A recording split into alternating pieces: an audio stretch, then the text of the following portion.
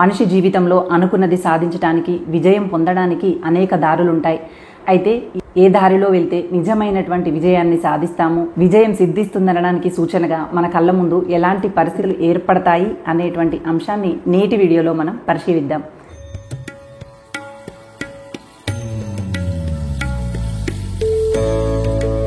Welcome to Keerthi Creatives. నేను మీ కీర్తనారెడ్డి. మనిషికి సక్సెస్ సాధించాలనేటువంటి ఉబలాటం ఎక్కువగా ఉంటుంది. కీర్తి ప్రతిష్టల కోసం, డబ్బు కోసం, నలుగురిలో గుర్తింపు కోసం రకరకాలుగా ఏదో సాధించాలనేటువంటి తాపత్రయం, ఉబలాటం మనం ఉంటుంది. అయితే మనం చేరుకోవాలనుకున్నటువంటి లక్ష్యం, సాధించాలనేటువంటి విజయం సరైనటువంటి దారిలో ఉన్నంత వరకు ఏ ఇబ్బంది ఉండదు. కానీ కొంతమంది అనుకున్నది తొందరగా సాధించాలనేటువంటి ఉద్దేశంతో దొడ్డిదారిని అనుసరిస్తూ లక్ష్యాన్ని చేరుకునేటువంటి ప్రయత్నం చేస్తూ ఉంటారు.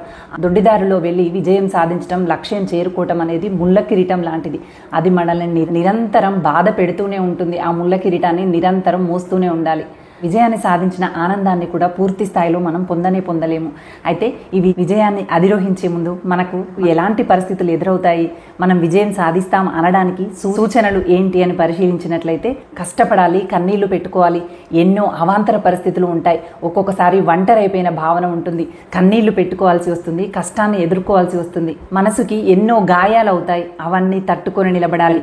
గుండె ముక్కలైపోతుంది. ఎదురు దెబ్బలు తినాల్సి వస్తుంది. ఏది ఏమైనప్పటికీ ఒంటరిగా మీ శక్తినంతా కూడగట్టుకొని అనుకున్నది సాధించడానికే మీరు ముందడుగు వేస్తారు తప్ప ఎక్కడా కూడా వెనకడుగు వేయరు. ఇవి తట్టుకొని ముందుకు వెళ్ళడం అనేది విజయాన్ని సాధించేటువంటి వాళ్ళ లక్షణం అని చెప్పవచ్చు. ఇవన్నీ తట్టుకోలేక కొంతమంది దొడ్డిదారిలో వెళ్ళి అనుకున్నది సాధించడం కోసం ప్రయత్నం చేస్తూ ఉంటారు. తప్పుడు మార్గంలో వెళ్ళి గమ్యాన్ని చేరుకునేటువంటి ప్రయత్నం చేస్తూ ఉంటారు. కానీ అలాంటి వ్యక్తులలో మీరెప్పుడూ ఉండకండి. కష్టాన్ని తట్టుకోండి, కన్నీళ్లు పెట్టుకోండి. తనపై తనకు నమ్మకం ఉన్నటువంటి వ్యక్తి మాత్రమే ఒంటరిగా ఏ సమస్యనైనా ఎదుర్కోగలుగుతాడు. నమ్మకం లేనటువంటి వ్యక్తి మాత్రమే తన చుట్టూ చాలా మంది ఉండాలని, గుంపులో తను ఉండాలని కోరుకుంటాడు. ఎప్పుడు కూడా మీపై మీరు నమ్మకాన్ని వదిలిపెట్టకండి. కష్టాలు రానివ్వండి, కన్నీళ్లు కార్చండి, బాధను రానివ్వండి, అవమానాలని తట్టుకోండి, ఏదైనా జరగనివ్వండి. మీరు అనుకున్నది సాధిస్తారు అనటానికి ఇవన్నీ సూచనలు అన్నమాట. ఎక్కడా కూడా రాజీ పడి తగ్గకండి. మళ్ళీ ప్రయత్నిస్తూనే ఉండండి. మీకు మీరు ధైర్యం చెప్పుకోండి. మీపై మీరు నమ్మకం పెంచుకోండి. అనుకున్నది ఖచ్చితంగా సాధిస్తారు. కొన్నిసార్లు మాటలతో గుండె ముక్కలైపోతుంది. విమర్శలు మనల్ని తరుముతూ ఉంటాయి. అలాంటప్పుడు ఈ బాధల్ని, గాయాల్ని, విమర్శల్ని ఎలా స్వీకరించాలో తెలుసా? ఎలా స్వీకరించాలంటే, ఒక వ్యక్తి కాలినడకన కొన్ని మైళ్ళ దూరం ప్రయాణించి మరొక ఊరిలో ఉన్నటువంటి దేవస్థానానికి వెళ్ళాలనుకుంటూ ఉన్నాడట. అతడు అడుగులో అడుగు వేస్తూ నెమ్మదిగా తన గమ్యం చేరాలని నడక కొనసాగిస్తూ ఉన్నాడట. చుట్టూ ఉన్నటువంటి పరిసరాలను ఏవి పట్టించుకోకుండా పూర్తి ఏకాగ్రతతో తను నడుచుకుంటూ వెళ్తూ ఉన్నాడట. అటుగా వెళ్తున్నటువంటి ఆకతాయిలు కొంతమంది ఇతన్ని చూసి విమర్శించారట. వీడేంట్రా అడుగులో అడుగు వేసుకుంటూ నెమ్మదిగా వెళ్తున్నాడు, వీడితో ఒక ఆట ఆడుకుందాం అన్నట్టుగా అతన్ని బాధ పెట్టాలి, భయపెట్టాలి అన్నట్టుగా వాళ్ళు పెంచుకుంటున్నటువంటి కుక్కలని అతనిపైకి వదిలారట. కుక్కలు వెంట పడటంతో అతడు భయంతో పరిగెత్తటం మొదలెట్టాడట. పరిగెత్తి అతను చేరాలనుకునేటువంటి గమ్యమైనటువంటి గుడిలోకి అత్యంత తొందరగా చేరుకున్నాడట. గుడిలోకి చేరుకుని వెనక్కి తిరిగి చూస్తే కుక్కలు గేటు బయటే ఆగిపోయి ఉండటం ఇతను చూశాడు. అక్కడ ఉన్నటువంటి ఆకతాయిలు ఇతన్ని బాధ పెట్టాలని చూశారు, ఇబ్బందికి గురి చేయాలని చూశారు. కానీ వాళ్ళకు తెలియకుండానే వాళ్ళు ఇతనికి మంచి చేశారు. ఏ విధంగా అంటే, ఇతడు నెమ్మదిగా నడుస్తూ ఉంటే రోజంతా పట్టేది ఇతనికి నడుస్తూ దేవాలయం చేరుకోవడానికి.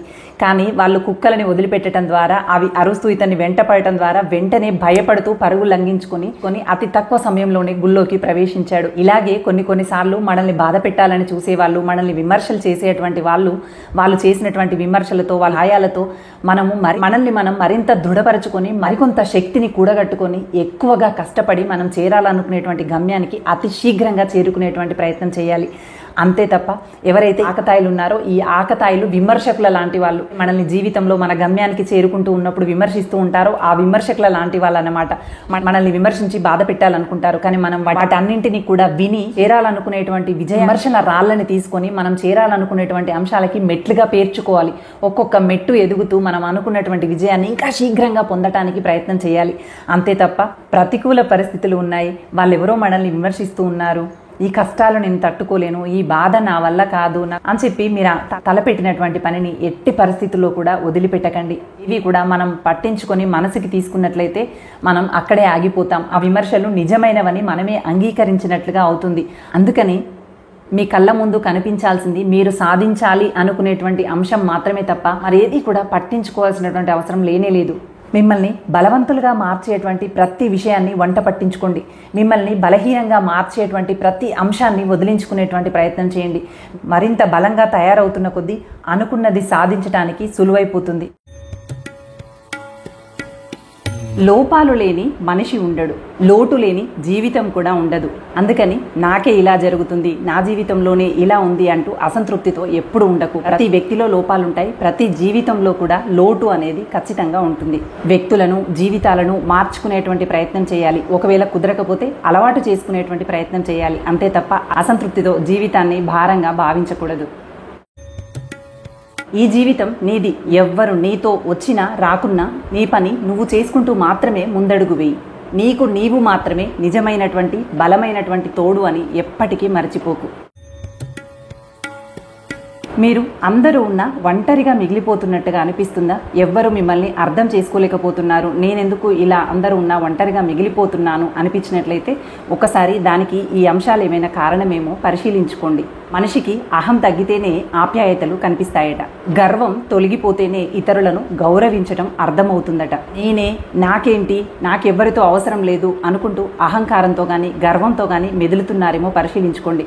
ఒకవేళ ఈ కారణాలు కనుక మీలో ఉన్నట్లయితే వెంటనే అవి తొలగించుకొని ప్రపంచాన్ని చూడండి. అందరూ సన్నిహితులుగానే కనిపిస్తారు.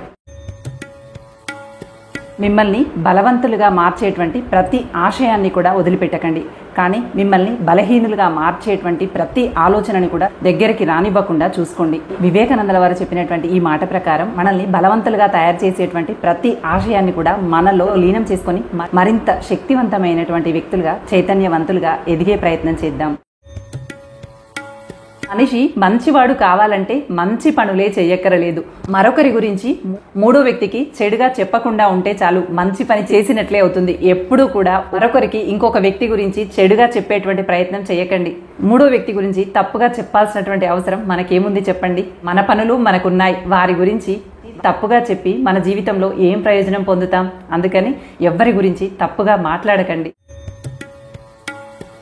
ఒక తోటమాలి చక్కగా తోటను పెంచుకుంటూ ఉన్నాడు. దానికి చక్కగా నీళ్లు పోస్తూ వస్తున్నాడు. పువ్వులు, కాయలు లేనటువంటి మొక్కలకి నీళ్లు పోస్తూ ఏదో ఒక రోజు ఫలితాన్ని చూస్తాడు, ఆనందానికి గురి అవుతూ ఉంటాడు. అదేవిధంగా మన జీవితంలో కూడా కనీస పక్షంగా ప్రతిరోజు ఒక్క మంచి పనినైనా చేస్తూ ముందుకు వెళ్తే అవన్నీ కలిసి ఏదో ఒక రోజు మన జీవితంలో మంచి ఫలితాన్ని ఖచ్చితంగా ఇస్తాయి. ఒక గమ్మత్తైన విషయం చెప్పనా? నీ లోపాలు వెతికి నిన్ను విమర్శించినటువంటి వాళ్ళకి మొట్టమొదటగా కృతజ్ఞతలు చెప్పు. ఎందుకంటే వాళ్ళ విలువైనటువంటి సమయాన్ని వదులుకొని మరి మన లోపాలు ఏమున్నాయో వెతికి మనల్ని విమర్శ చేసి మనకి చూపించారు. అప్పుడే కదా మనల్ని మనం సరిదిద్దుకోవటానికి అవకాశం దొరికింది. మనం ఈ స్థాయిలో నిలబడటానికి ఒక అవకాశాన్ని సృష్టించింది వాళ్ళే కదా. అందుకోసమని మొట్టమొదటగా మిమ్మల్ని విమర్శించినటువంటి వాళ్ళకి డైరెక్ట్ గానో ఇండైరెక్ట్ గానో కృతజ్ఞతలు తెలియజేయటం మంచిదేమో కదా. మీరేమంటారు? సాధించలేనేమో అన్నది భయమైతే సాధించగలను అనేది నమ్మకం. భయం కన్నా నమ్మకం ఎన్నో రెట్లు గొప్పది. గట్టి నమ్మకంతో, పట్టుదలతో నిరాటంకంగా కృషి చేయి. ఖచ్చితంగా ఏనాటికైనా విజయం సిద్ధిస్తుంది. భయంతో నా వల్ల అవుతుందా అనుకుంటూ అనుమానిస్తూ అక్కడే ఆగిపోకు. అలా ఆగిపోయినట్లయితే ఎన్ని ఏళ్లు గడిచినా నీ జీవితంలో పెద్దగా మార్పేమీ రాదు. ఆలోచన వచ్చిందే తడవుగా సంకల్ప బలంతో అడుగు ముందుకు వేయి. ఎప్పుడు ఎవరినో ఒకరిని విమర్శిస్తూ కొంతమంది కనిపిస్తూ ఉంటారు. అనుకున్నది సాధించిన తర్వాత మీరు వెనక్కి తిరిగి చూస్తే మిమ్మల్ని విమర్శించిన వాళ్ళు అదే స్థాయిలో ఉండి మరొకరిని విమర్శిస్తూ కనిపిస్తూ ఉంటారు. అందుకని ఎప్పుడూ కూడా ఈ విమర్శించేటువంటి వాళ్ళ గురించి అధికంగా ఆలోచించకండి. మీ లక్ష్యాల గురించి మాత్రమే ఆలోచించండి. విమర్శించటమే లక్ష్యంగా పెట్టుకున్నటువంటి వాళ్ళ గురించి మనం ఆలోచించటం అవసరమంటారా? అనవసరమే కదా. గెలుపులో అత్యధికమైనటువంటి ఆనందం ఎప్పుడు కలుగుతుందో తెలుసా? నీవు పడిపోతావని అందరూ భావించి ఇప్పుడు పడతావా అప్పుడు పడతావా అని ఎదురు చూసిన చోటనే నిలదొక్కుకొని నిలబడి నీవేంటో నిరూపించగలిగినప్పుడు ఆ విజయం అత్యద్భుతంగా, అత్యధిక ఆనందంగా అనిపిస్తుంది. ఎందుకంటే నీవు పడిపోయి ఓడిపోతావని అందరూ అనుకున్నారు, కానీ నీవు నిలదొక్కుకొని నిలబడి గెలిచి చూపించావు. అందుకని అది ఇచ్చేటువంటి ఆనందం అమితంగానే ఉంటుంది. అందరి కళ్ళల్లో ఆశ్చర్యం చూడటం నీ వంతవుతుంది. అందుకని అనుకున్న లక్ష్యాన్ని ఎప్పుడూ వదిలిపెట్టకు. మాట్లాడేటువంటి మాటలకి విలువ లేదనుకున్నప్పుడు మౌనంగా ఉండటం మంచిది. అలా కనుక ఉండలేకపోయినట్లయితే కనీస పక్షంగా మాట్లాడేటువంటి మాటల్లో నాణ్యతైన ఉండేలాగా చూసుకోండి. నాణ్యమైనటువంటి మాటలు మాట్లాడినప్పుడు కనీస గౌరవమైనా దొరుకుతుంది. అలా కాకుండా నోటికి వచ్చిందల్లా మాట్లాడుతూ ఉంటే నీ మాటలతో నీ విలువ నీవే తగ్గించుకున్నట్లు అవుతుంది. అందుకోసమని మాట్లాడేటువంటి ప్రతి మాట నీ విలువ పెంచేదిగా ఉండాలి, కానీ నీ విలువని తగ్గించేదిగా ఉండకూడదు. వీలైతే విలువ పెంచే మాటలు మాట్లాడండి, లేదంటే మౌనంగా ఉండండి. ఎంతో కష్టపడి విజయం సాధిస్తాము. ఆ విజయం జీవితంలో మనల్ని ఉన్నత స్థాయికి చేరుస్తుంది. కానీ మన ప్రవర్తన, మన నడవడిక, మనలో ఉన్నటువంటి మానవత్వపు లక్షణాలు మనల్ని అందరి హృదయాల్లో ఉన్నత స్థాయికి చేరేలాగా చేస్తాయి. విజయాన్ని సాధించాక మన నడవడిక, మన ప్రవర్తన, మన మానవత్వపు హృదయం సరిగ్గా ఉండాలి అనే విషయాన్ని ఎప్పటికీ మర్చిపోవద్దు. నీ ప్రవర్తన విధానం కనుక సరిగా లేకపోతే ఓటమి పాలై ఒంటరిగా మిగిలిపోతావు. విజయం సాధించడంతో పాటు మంచి ప్రవర్తన కలిగి ఉండటం మాత్రమే మనల్ని స్థిరంగా నిలబెట్టగలుగుతుంది.